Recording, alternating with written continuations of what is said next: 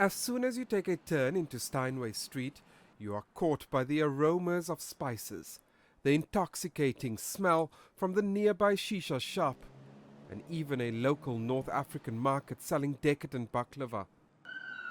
Steinway Street in the suburb of Astoria in New York City resembles a busy street in Cairo.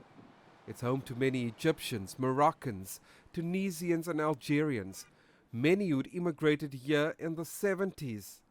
All of them part of the tapestry of American society.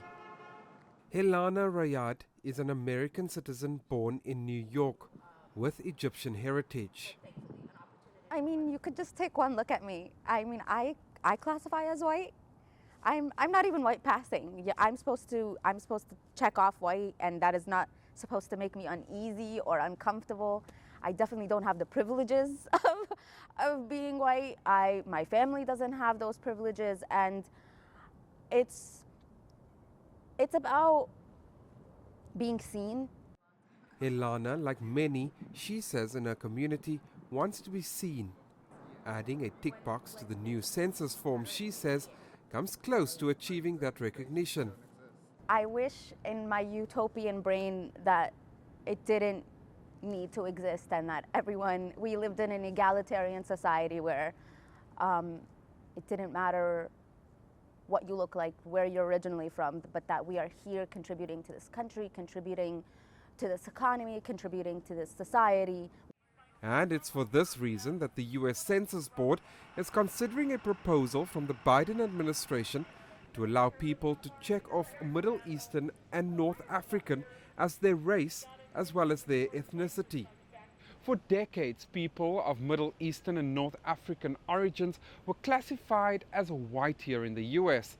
But in a 2022 study conducted by the National Academy of Sciences, a majority of those with so-called MENA origins did not identify as white because of their experiences in this country.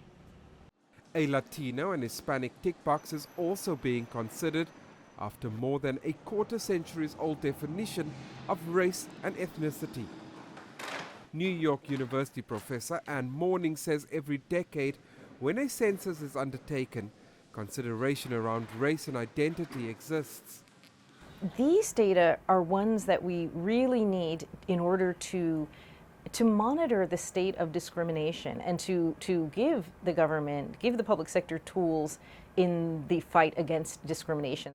Morning says it's important that as the demographic of the U.S. changes, it needs to be reflected in data collection. It wasn't just people who themselves identified as being of MENA background who thought this was important. Other Americans also thought that this was a group that needed to be recognized. While this is a small step in recognizing people of MENA descent, it is an important one, especially in a country with such rich cultural and ethnic diversity. Jody, CGTN, Astoria, New York.